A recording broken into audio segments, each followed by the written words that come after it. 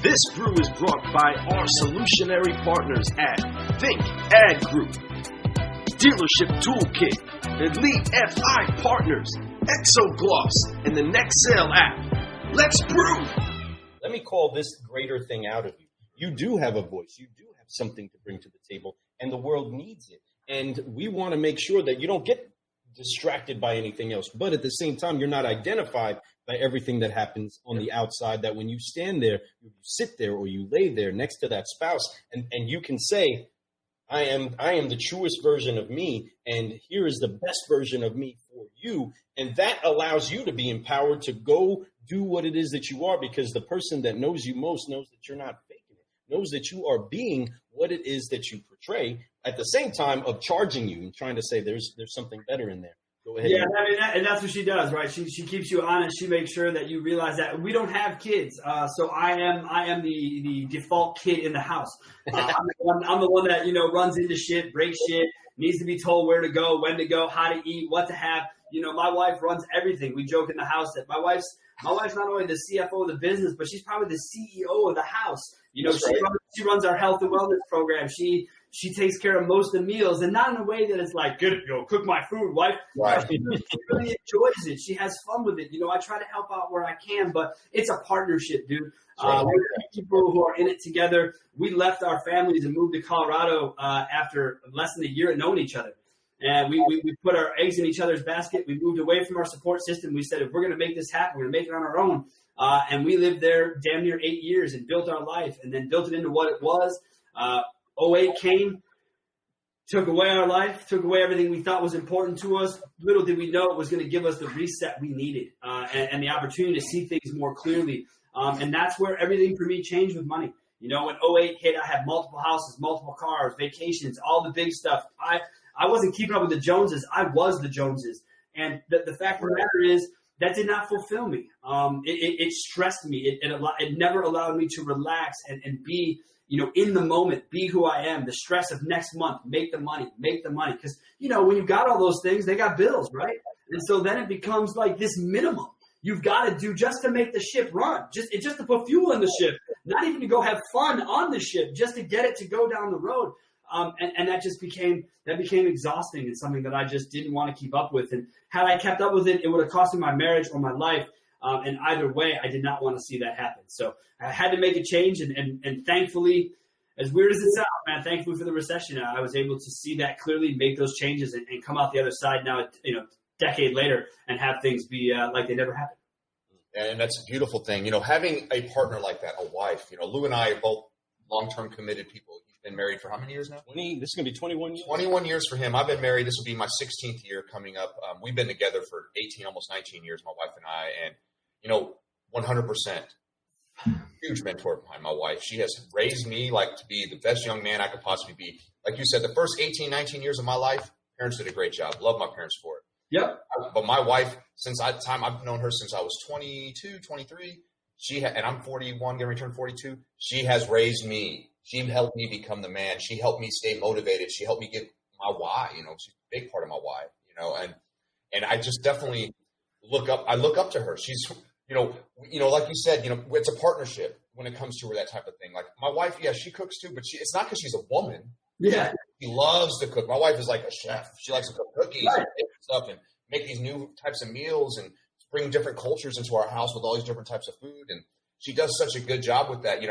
We have one child, so I'm very similar to you. I have one. So my son's 17. So I am the kid of the house right now. Sure. So here, once he's gone, I'm going to be that child. I'm hoping my wife maybe she'll start feeding me, directly. But I absolutely love my wife. I'm probably eating food on my own, so at least I've gotten to that level, but I'm not far. You finally got. I don't think I'm there yet. I'm getting there, though. I'm getting there. So, oh man, yeah, man, that's a great answer. I love that. I think your wife probably knew that answer already. I think my wife would feel that, would love that. I want to show my wife that section of this interview. So she knows it. She knows it, and she should know it. I try to make it clear to her on a daily basis that I am grateful for her being in my life and doing what she does. And she the same. When we got into this gig and we were going to work together, people were like, "Oh my God, you're going to work with your wife? How will you ever do it?" And I thought, here's my thing. I'm working with my best friend who I met when I was 12 years old. Come on. And I'm working with my wife, who I met when I was 21 years old. What could be better, right? People are like, oh, God, the pitfalls, you're going to hate it. And here we are 7 years later in the car biz. I couldn't be happier. I don't think they could be happier. I think I'm speaking for them. But, yeah, dude, it's been a fun ride. I couldn't do it with anybody else. Awesome. That's what actually is another part of the I don't care what they think, right? Because of somebody else's limited understanding of what a spousal relationship should look like, they think that it's not going to work in the work environment. Right. I met my wife at work, right? We worked together, managing together. And inside of that, was there friction? Yeah, there's friction in how we take care of the bathroom, right? And what I do inside of that. And whether I clean my coffee cup, right? Or if I, whatever it is, there's friction in all of those things. Yeah. But I would much rather have that friction with her than any other person on the planet. I am better because of that. I know Fred is better because of his wife. I know that you're better because 100%. Of your wife, but we are not complete without them. My wife doesn't like hearing this, but my wife saved my life. When my wife met me, I was 10 to 12 pints a night, 7 nights a week, alcoholic, gone, driving each direction up to 1 hour in each direction, running stores, working 12, 13-hour days, then drinking for another 6 hours, having 3 hours of whatever that's called. I would never call it sleep. I would call it just having your eyes closed. And that's who I was. And when I met her, we had a really weird experience. I went out for a crazy night, and I was on my way home and started to feel really odd. So I put my car over. I ended up fucking passing out in my car. And the only person to call me about 15 minutes after I fell asleep was a message from my then girlfriend, not even officially my girlfriend, saying, I got the weirdest feeling right now. Are you sure you don't need me? And man, I got to tell you, I get goosebumps even retelling that because it changed my life. It changed my life. So I didn't give up on the drinking right away. I still stayed after that. And then she came to me about a month later after she moved in. She only knew me 4 months, moved into my house. And she said, I came home just wrecked one day after a night out with the boys. And I woke up the next morning, she was gone. I was like, that's weird, no note, no nothing. She came back about 4 hours later. She said, look, I take some time to cool off. That ever happens again, I'm never coming back. And that was it. That was the last day that I was a full-fledged, a drunk, I should say. Look, I have alcoholism in my blood. It's in my veins. I know that about myself, but I manage it now. And my dad's been sober I'm 40. My dad's been sober 35 years. He'll tell you, you're never not worried about it. You're never not fighting against it. But I was able to find a way to manage that, and I did that with my wife's help. I realized that I liked the taste of a good beer. I like the taste of a good cocktail, but I need to know how to manage that. And now in my life, I'm able to do that and enjoy it. So yeah, man, wife's the big reason.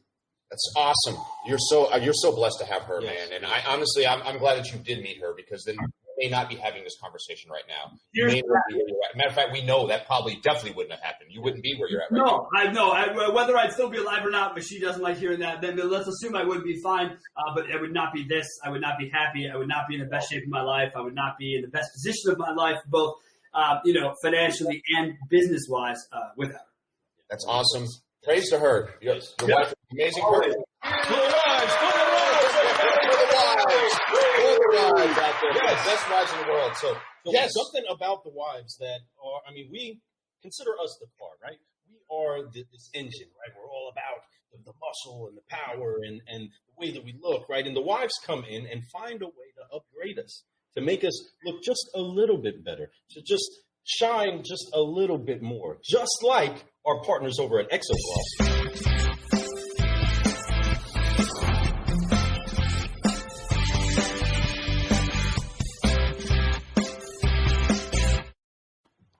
That make you rethink your appearance. So I know that just like you putting together a display for somebody picking out a suit, lay that out, throw the tie, throw the socks, get that out of there, right? Sometimes I'll lay out an outfit and be like, what do you think of that? And I'll be really pumped up. It's be like, nope. Well, because of my history, that's not what happens in my house. I bet. I 100% bet. Yeah, I'm the one that's brought in to be like, so what do you think? And yeah, I go shopping with my wife. Yeah, I sit in women's stores and watch her put on clothes and make suggestions and grab things. Again, dude, stereotypes are a mother, right? So growing up as a male in the men's clothing business, a lot of assumptions were made about me, who I was, what I was into, where I went. And the reality was, have at it, dude. You don't know what you don't know. And if you want to get to know somebody, ask them. But stereotypes are a killer, and they're a killer for all of us. They're both in life and in business. And if we could just move past it at some level, the stereotype, and stop looking at people that way, I think we'd all be benefited. And that goes for the car guy stereotype. So I know we got a question 4 coming up. So what is it? Got it. So inside of this question, talking about all of the team atmosphere of the husband and the wife and building a business and doing all these things, you take a lot of shots on the chin and you learn a lot of lessons. So what I want to ask you, as you've grown through this and you've been on top of the mountain, you've come down, you've kept building, what lesson has been the hardest lesson that you've learned in growing your business to where you are today? Growing the business today. Well, the hardest lesson I learned is non-compete clauses are real. You can't be laid back and cavalier about that shit. They take it seriously. Yes, they do. Even though the actual written word was that I could not reach out to their clients, which I have phone records to prove I never did. I thought I was okay. The point was I couldn't even be there. I couldn't be talking to those people. So a hard lesson there. But probably the biggest, when we started CarBiz, I'm not a big reader. I read magazines. I read articles. I don't read books. I just can't. You see all these books behind me? They're just there for that. They're the things I love to do. They're the Grateful Dead. There's some gonzo journalism and some baseball. I don't read them. If I ever did want to read, those are the things I would probably be interested in. So when I looked through that lens, when we started CarBiz, I was reading a lot of Inc. magazine, right? And I was reading about startups. And, oh my gosh, all the funding and get the business, grow the business, sell the business, woo! And no, that's who I thought I wanted to be when we started. So I'd be putting pressure internally on myself, on my partners to be like, hey, where are we here? Why haven't we added? Why haven't we done this? Why are we at a growth scale? Why am I not on my yacht yet? What the hell is wrong? And it became this whole like, what the fuck have I done? Like, why did I allow this to happen to myself when I already had given up? Because of 08, I learned the money rule. So I knew where I stood on trying to be the Joneses. I didn't want to do that anymore. So that's a valuable lesson. But in business, I needed to learn that the growth would happen when we put in the effort. And when we stop, like I said, stop selling. Dude, I hired call centers to set up appointments. Dude, I did everything you could. And I self-funded this company out of my own pocket. So when we did that, I thought, man, I'm going to take risks. It's my money. I'll do what I want. It's going to work. And I really didn't ask the business partners. I, again, went back to the Sean money mentality that I made it. I will spend it. I will do what I want. You will listen to me. And that lasted for about 6 months until they both came to me and said, look, this shit is whack. You are out of control, and this has to end. We are not getting anywhere. So then we started with, okay, here's the brand, right? And so on the back of the brand, can't really see, CarBiz done better. We decided to come up with these sweaters and go to the shows and do guerrilla marketing and put ourselves in a position where the logo was everywhere. You guys have seen me on LinkedIn. I get shit all the time. Sean, where's your picture? The picture's not important. The logo, that's what's important. That's what I want people to know and remember. This face is fit for radio, gentlemen, okay? It is not.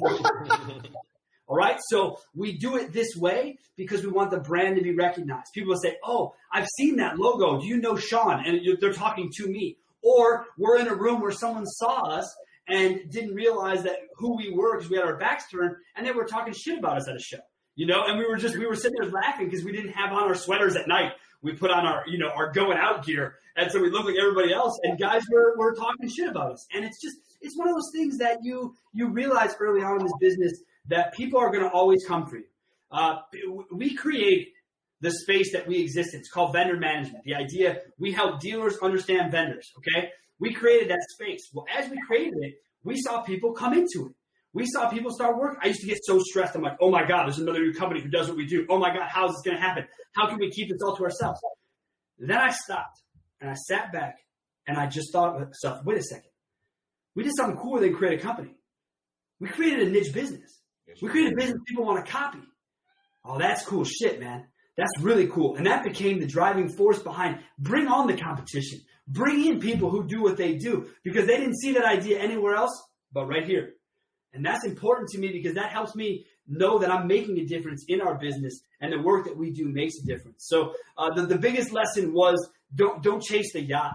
Don't chase the private jets. I think a lot of that happens on social media. I think a lot of people see that, read that, and believe that, that's going to make life complete. If all you got to do is wake up, say your P's and Q's, and you can just get on a private jet and a yacht. And that's just not how life works. There's more to it than that. And there's more work than that. And that's really what I'm after, what I'm trying to bring to people is that, it takes billions and billions of dollars to get to the places that these people are.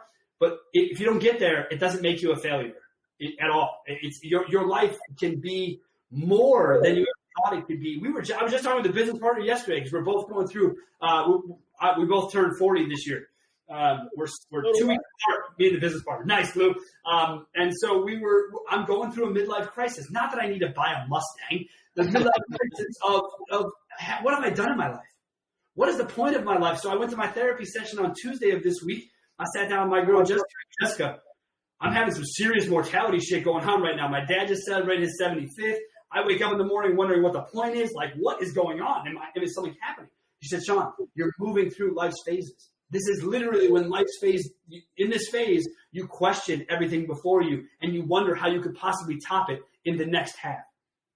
And my eyes opened up wide. Holy shit. Jessica, thank you so much. This is what makes our hours worth it. One little nugget. It's all I need to pull away from a value of an hour. She opened my eyes. I realized that's what I was dealing with. I was dealing with this idea that because it is just me and my wife, and her and I joke with her, we spend about 95% of each other's breaths together, breathing together. We travel together, we work together, we hike together, we sit together, we do everything together. The only time we're not together is she falls asleep fairly early and I'm a bit of a night owl. So those are the hours of removal. But to my point earlier, that's when I should be on my damn phone, right? When she isn't in the room, that's when I should be on that stupid thing, but I'm on it the whole time she's awake and then not when she's not. So it's very odd. But anyhow, yeah, dude, that's really what it comes down to for me, is working through that and making sure that we all work together and realize that money is not the motivator and it's not going to grow my business if I put it first. I love that. And that's a great lesson to learn and to express and to share with these people out there, folks. It's not about that. He started a whole niche and I love it. And it's smart of you. And I have seen other companies out there trying to do what you do. But here's the thing. There's plenty of room. There's plenty of dealers. There's plenty of this. But if you started something, you're the innovator. You're the guy. And that puts you in a spot that's very unique, and especially in this business, because even though there's new things coming out, but there's nothing new that stays permanent. And I think what you have is something permanent. That's something that's needed. I love that you on your profile you talk about you're an automotive accountability firm. Yeah, I love that because accountability is to me my number 2 part of my core values. Right, so I believe accountability is what helps people get to the next level because we all implement stuff, but then we forget to do it or we don't do it because we get a little awkward or we don't find the time. But when someone holds you accountable, like a firm like yours, then at that point you're going to be doing it at a better level. You will be doing that. It's like having our wives. Our wives are our accountability firm for us, right? So by having them, it's helped me get to that next level, helped me get to there, And I'm really glad that you're doing what you're doing and you're sharing what you're sharing because this is huge. I mean, it's a big deal to me. It's a big deal to everybody I think that's listening in our audience is to see that it's not about the money. Money will come. DJ, he was talking about chase the opportunity. The money will come. It's so true. Money is a byproduct of doing the right thing over and over and over. Money is something that if you don't worry about it too much, I promise you it will happen. But you have to put work in. You only get what you put in. You mentioned that earlier. Yeah. You got to put in what you want to get back. If you only put a little bit in, what do you expect to get back? You get a little bit. You can get lucky and get a lot back for a little, but most cases, 99% of the time, you put a little, you get a little. You put a lot. You got to put in the work. You do, but let me be clear about that. I think there's a balance, right? There's a term a lot of people use the term grind. I don't care for the term. I would never apply it to my life because I don't feel like anything about what I do is a grind. If it's a grind, honestly, I think of grind. I think of gears. I think of a problem. So I don't want to be grinding. I want to be smooth. I want things to be running efficiently. The only way that we can handle the client load we have is because we are efficient as it gets. Every single month, we've been doing this 7 years. Every single month, we try to find one more fine tuner that we missed along the way that maybe have us pick up 4 minutes, 5 minutes on an account and get to the next level. Guys, everyone talks about video. We've been doing video now for our clients. That's how we deliver our data. We've been delivering to them this way for 5 years. I'm up to 275 videos a month that I shoot for client workload. And these videos vary from Google Analytics to vendor backgrounds to anything you can name and mention, but it's deliverable because they can see it, they can touch it, they can feel it. But if we can figure out a way to get 5 more videos done, that's a whole nother client. So if we can open up more time and we can open up our windows, but we do business on our schedule. And a lot of people aren't cool with that. You know, we deliver our content 10th, 12th, 14th. People say, oh, can I get on the 9th? No. The 10th on a Sunday. Can I get on the Friday before? No. These are the dates. This is how this company operates because we want to bring you into the fold, not allow the fold to be moved because of you, because that will affect other things down the line. So efficiency, dude. Our first tagline, you like the accountability. Our first gorilla tagline on the back of our shirts was excellence through accountability. People would stop us and say, what the F does that mean? And I'd simply ask the question, who's telling you you're doing a good job with marketing? And they would always answer the same thing. Well, our vendors, of course. And I would say, does that sound right? That's not right. The guy doing the work, same guy telling you it's great. You ever sat in a vendor meeting where the vendor brings you a mistake? Nope. You're a huge baseball fan. I already mentioned it. You're Hall of Fame worthy if you do your job right as a hitter 32% of the time. 3-2. Yet every vendor meeting is 100% success rate. No one ever has a fall down. No one ever has a mistake. And to that I say bullshit. To that I say you cannot do that. It is not possible. And it is okay to show it. I remember being in a big group meeting, huge dealer group. Everyone's in the room. I said, here's what happened last month with our product. Here's what's going on. Here's what we see for you guys. And there was red on the screen. There were declines in certain areas. I'll never forget it. GM stands up. He goes, are you trying to tell me your product didn't work perfectly last month? I said, no. How could it? We're trying to change things for you guys, make moves. Here's our baseline. Yeah, we fell off our baseline. He goes, so you just showed me you made a mistake. Well, yeah. What? I don't understand. Who am I? Am I perfect? Absolutely not. And they were floored. They were floored. They could not believe that we were willing to discuss with them what wasn't right. And that's all we do now. I sit on more vendor calls than you guys could ever stomach or want to stomach. And I don't blame you. But it's the job I've chosen. And I do it to not only help the dealer, but you wouldn't imagine how many times I get done with a vendor phone call where the vendor then calls me and says, oh, wait, you saw this? Well, what else? Can you help us with this? I joke to people all the time, dude, I can't run everybody's company for them, so stop asking me.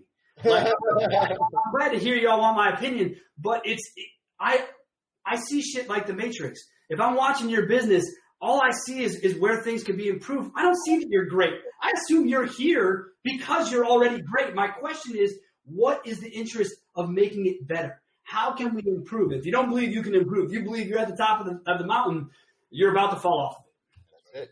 That's it. 100%. The biggest room in the world is room for improvement. Speaking no doubt about that. Of the room for improvement, folks, there's so many things that you can put inside of a box until it explodes, until you sprinkle in a little bit of caffeination or a little bit of energizing mindset. The thing that Sean has is an incredible mindset remixing ability. He remixes the way that our mindsets have been geared inside of this business to try to achieve a certain result.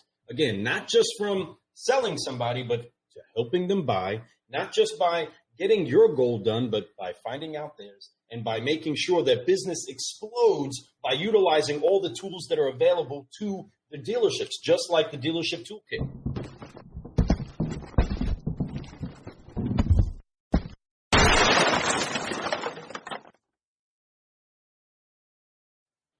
Folks, I want to make sure that you guys all understand the value that you're getting out of somebody that is only concerned about what actually brings a result. He sows it into his marriage, he sows it into his business, and then he also seeks understanding from other people to cut on him to say, what is it that I'm not seeing? I'm held up. What is it that I'm not getting a grip on? And sometimes it just takes somebody opening that window, getting a little bit of light in there, and saying, listen, the answer is usually right there within you. You just have to let it out. It really is. You know, and he brings up great points. And that's the thing. I love that about Sean's company. You know, when you guys are looking for a company that's going to come in, that they shouldn't just fluff you up all the time, make you feel great about what they're doing. They should tell you the truth. They should dig in deep. When he went to his first 20 group, his first and only 20 group meeting, he dug in deep and he told people the real truth. But he still does that, and he still does it. But he's perfected his craft. He's made it even better. He's found ways to not just tell the truth, but also have the solution and do these things. And it's turned over for him so great. And I love that you do that. In this business, you've had to learn, you had to do these things. You have your why, and I love that I love your why. You had your mentors, you had your mistakes, and then you learned from it and you grew from it. But there's something in this business that was great. What has been your greatest reward from all the stuff that you've done, from meeting your wife, having great mentorship with her, and getting your business going. But out of all that stuff, what has been your greatest reward? My greatest reward is the quality of life that I can provide myself and my family with. And the reward of that is to be able to, because what I do for a living, I love. I wake up every morning and I love it. I call it video hell week. So from the 3rd to the 11th, or from the 3rd to the 9th, basically, I just sit in my office hours a day doing videos by myself, talking to myself. I have a telestrator screen like old school John Madden, so I'm drawing and I'm showing things, but I'm educating. And that's what I love. I understand that the majority of dealers do not understand digital marketing. For instance, I could ask, you guys run stores? I could ask you guys right now, what are you pacing for the month? You're going to go, boom, this is what we're pacing for. But if I asked you where your Google Analytics goal conversion on phone calls was this month, you look at me and say, call somebody else. Ask somebody else. And so I grew up with Google Analytics. I was there when car dealers started to use it. So I want to take that knowledge and help people understand their data. Help them understand that we've gone really data heavy because it's the internet and it can be tracked. And oh my gosh, aren't we great? No. Just because it can be tracked doesn't mean it should be tracked, okay? My favorite sport in the world, baseball. Baseball is being killed by analytics. It's killed the game. It's made people look at beyond people and only at numbers. And see, to me, I think there's a blend. So we like to take the numbers and help them educate. So my biggest win in life is the ability to do that. But probably from a business perspective, if it wasn't just quality of life, business perspective, my biggest win is the education, is helping people understand things, getting compliments in text like I got last week from a client I've had. He's been with us 6 years, and he just texted to say thanks. He said, I forget I even do digital marketing because I don't deal with it. I don't have to deal with it. All I got to do is give you offers, and the rest of it runs itself. And that's 6 years, guys, running stores. He says to me all the time, I'm just a simple farmer in Southern Illinois. I just want to sell cars, what I was born to do. I don't know data. I don't know marketing. I know I need it, but I don't know enough about it. That's where we step in. That's where we love to be. I've turned away people. That's arrogant. That's rude. No, it's not. It's good for business, okay? Smart. Because I'm not here to work with the asses of the masses. That's not my company's approach. My company is very specific. We vet our partners as much as they vet us. And up to this point, 95% of our business has been repeat or referral business. We don't have a sales organization. We don't have salespeople. You're looking currently at sales and client support right here. It's all right here. You've got that number up on the screen, guys. That literally brings to this, okay? It doesn't go anywhere else. There's not a switchboard. There's not a receptionist. That phone, this answer, that's how I roll. Now, will I answer every time? No, I got shit I'm doing. But if I get your message, I'm going to return it. I want to know, even if it's someone, people utilize this line for their vendors, right? Vendors call me, Sean, I need to pitch your dealer. You need to show your dealers this. Not how we work. We don't take money from vendors. We don't push vendors. We don't care who you work with. And I mean that this time. I do not care who you work with. What I care is you're getting what you pay for, and that's what I want to make sure of. I saw DJ he put a comment out there that vendors show the reports they want. Of course, DJ. What else would they do, bro? They're not going to bring you – data can be twisted to tell any story it wants. The difference is if you just look at the data without telling a story. If you do not have a narrative, most vendors who look at data, they have a narrative. They have to. It's their business. The narrative for us is quality results versus the outgo of cash. That's really all it comes down to. And people all the time, Sean, you don't like me as a vendor. You don't like this. That's got nothing to do with like and nobody. The results are not there. That is what it comes down to. And whether I like or like someone, that's irrelevant. I don't care. This is business. Business has nothing to do with who I like or don't like. Can they produce? There are plenty of dudes, frankly, I do business with that I would not have a drink with. That's just not who I am. But the way they do business, that's how I do business. Love that. That's huge. Man, you today, this morning, you have dropped so many great things. You're one of the most straight up people that I've ever met. You just dropped it how it is. You told us the good, the bad. Folks, this is the kind of person you want to partner up with. He's very selective, so you better have your stuff right too. And you better be ready to grow, because one thing that he's going to do, he's going to come in that store. He's going to make sure that you know the truth about what's going on in your store. When it comes to your digital marketing, he's going to crush it for you. When it comes to what kind of vendors you have, he's going to let you know if you have the right vendors in there. So reach out to him. Sean Welsh with the Car Biz Done Better. I love the name. We all know we need to make it happen. That is what I proclaim. We want to make that happen. Let's make this business better. Let's all do it together. Let's all team up. Let's all reach out to Sean. Let him know how great he is. If you guys are not connected with him on LinkedIn, go in there right now. Go in there and find him. Follow him, because he has a lot of great videos that he's put out. Go back and look at his whole catalog of stuff. He has years and years of it. And he has just great information that is just straight no nonsense. So, folks, reach out to him. Get with Sean, Mr. I love it, man. I think on a private conversation, you and I can talk about some other stuff that's really deep too. That goes all the way back to your Colorado days. Mm-hmm. Sure. Yeah. You got to be well diverse in life, man. That's what it's about. It's about knowing who people are and knowing what their strengths are. And that's what we try to bring forward. You guys do a great thing, man. Thank you guys so much for having me on, for inviting me. Early or not, it does not make a difference to me. I'm happy to talk to people who love what we do. And more importantly, I don't know that people know this about you all, but this isn't what you do for a living. You guys are car guys. This is what you sell cars. You're in your dealerships. Your energy, the way you treat your employees from a distance, gentlemen, is something to be admired. It is something people should be watching. You seem like fun is the number one thing at your dealerships. And I cannot thank you enough for bringing people forward. So as much as people should be reaching out to me, they should be reaching out to you all to learn about culture and how dealerships should run, because it looks like a damn fun place to work. And I appreciate that. That's so funny, because one thing that we say about the Car Guy Coffee podcast, or even the cafe, is that if there's anything, because we all can go out and promise dealers this, we can all promise that we're going to teach you this, but one thing we will do that's above other people's, we will have fun. And we're going to have a lot of fun when we do it, whether it's at work, on my podcast, in person. I love to have fun. I love to bring energy with everything I do. That's why I'm so glad to have you here today. I had a lot of fun with you this morning, man. Yes. Seriously, I feel like I've just getting to know you more is a big deal to me, because I've been following you for a long time. So I'm kind of fangirling over here. Oh my God. Oh, yeah. You talk about clothing. I mean, I almost feel like I was selling clothing right now. I get really weirded out by that whole thing. I'm super not comfortable with it. I don't mean that to you guys any negative. I mean, it happens to me when I went to shows. People would just stop me. They'd say, "Oh, you're the guy from LinkedIn," or "You're the guy," because the logo's everywhere. "You're the guy. Can I talk to you?" And it would I would be weirded out. It would just be walking down the street at a show, outside of the show, trying to just get a breath of fresh air, and people would stop you. And it's still weird to me. I'm glad it happens. I'm happy to have it, but it's still odd, because as I've gotten older, I've become more humble, which is super weird, because the 20-year-old self of me looking at my 40-year-old self's like, what does that turn into? But the reality is I turn into exactly who I'm supposed to be. Someone far quieter. People don't believe it, but I mean, this is the quiet version of Sean. The version at 20 you all wouldn't have probably had on your show. I know we didn't know to have a show, but we probably definitely would have been jamming. But the one thing that time does is it helps to bring maturity to different aspects of our life. It helps us to see what's really of value, and we're so thankful for how you well-rounded the entire scope of what a great car guy or a great marketer or a great person that is doing business and trying to help other people out are doing. My man, I am so excited that we are right here inside of the cafe, Brew Solutions, doing what it is that we do best for an entire industry. We say cheers to you, my friend.